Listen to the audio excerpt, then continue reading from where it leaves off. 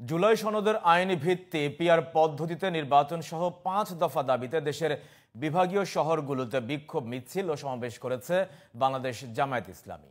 এ সময় রংপুরের সমাবেশে জামায়াত ইসলামীর সেক্রেটারি জেনারেল মিয়া গোলাম পরওয়ার বলেন, মনোনয়ন বাণিজ্য বন্ধ হওয়ার আশঙ্কায় কিছু মহল পিআর পদ্ধতির বিরুদ্ধে অবস্থান নিচ্ছে।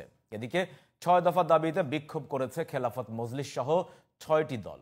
প্রতিনিধিদের তথ্য ছবিতে আরো জানাচ্ছেন আব্দুল মালিক।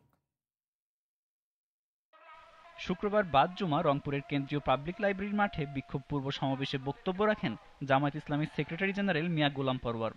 এ সময় তিনি অভিযোগ করেন, একটি পক্ষ সরকারকে দুর্বল করার চেষ্টা করছে, সেই সাথে মনোনয়ন বাণিজ্য বন্ধ হওয়ার আশঙ্কায় পিআর পদ্ধতির বিরুদ্ধে অবস্থান নিয়েছে বলে অভিযোগ করেন তিনি। এছাড়াও জুলাই সনদের আইনি ভিত্তি নিশ্চিত করার দাবিও জানান তিনি।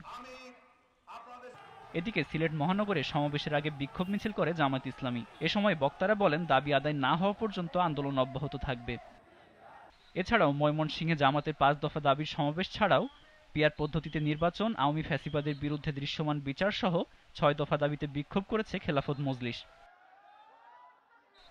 আব্দুল মালেক, জিটিভি নিউজ।